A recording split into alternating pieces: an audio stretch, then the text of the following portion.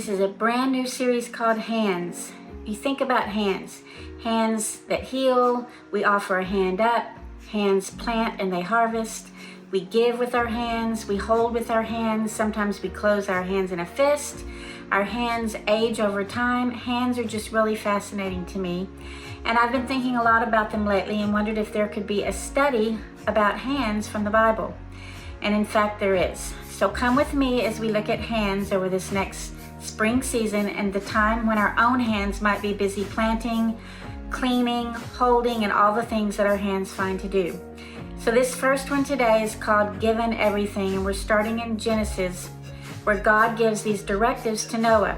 And then he blesses Noah and his sons, and he tells them to be fruitful and fill the earth, and that the fear and dread of them will fall on all the beasts of the sky and the earth and every creature. And he says, just as I gave you the green plants, I now give you everything. That's what God told Noah and his family, that they were given everything. So what an amazing gift God gave to the ones he created in his image. The beasts and birds and fish, all given in their hands, everything that lives and moves, all the green plants. And he says, now I'm going to give you everything.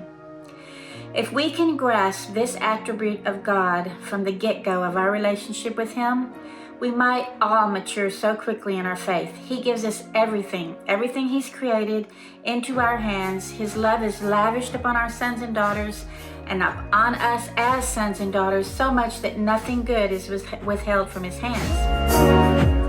After that lavish and wonderful gift he gave Noah, then he put a rainbow in the sky at that same time with a promise that the earth would never be destroyed by floods again. Don't you wish you could have been there to see that first rainbow? I can imagine that it crossed the entire sky without a break. But in this same chapter, we read that after this, God giving him everything and placing the rainbow in the sky, Noah used his hands to plant a vineyard, and using what God gave him, he planted a vineyard to produce fruit. But then he used his same hands to drink until he became drunk. And in reading the last part of the chapter, it says that he was disgraced by his sons and he lay in shame.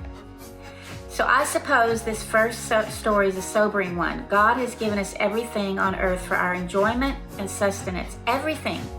I'm amazed at how many plants there are around the globe that we can eat and enjoy. Different plants with different tastes and medicinal qualities. And they satisfy. And the fact that men can tame wild beasts and place them in zoos and train dogs and monkeys to act upon command and rule over the animal kingdom, it's part of the gift that was given in the very beginning. But with those gifts comes stewardship. And when stewardship's in place, the rainbow's visible and the promises settle on us.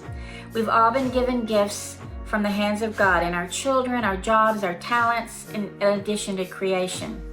We have the gift of the sunrise and the sunset, the moon and the stars, all lavish gifts from the Creator, the one who sustains us in a flood, who provides an ark of safety in the flood, and the one that dries up the flood waters and saves our families.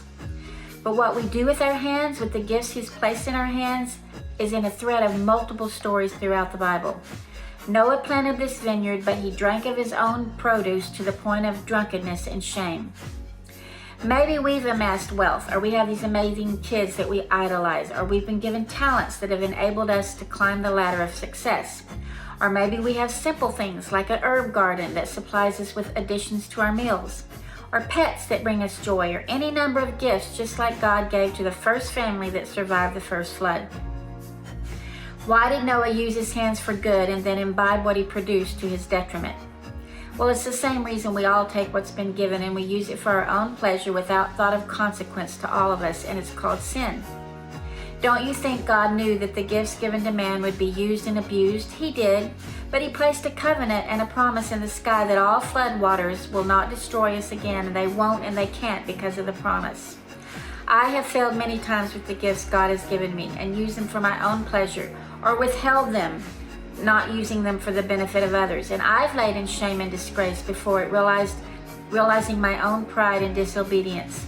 But there it is, the gifts he's placed in my hands still await me. The gift he used to place in the sky of the rainbow is still there as a reminder. And shame might be the result of sin in this present world, starting with the very first family. But the gifts of God are amazing and still available in our hands for eternity. Do you get it? We are served and loved by a lavish God that has given us everything into our hands from His hands. And failure and shame might overtake us for a moment or be a part of our past, but His promises and His produce are available as our hands take up the gifts and use them again. Hands. This is going to be a fun study.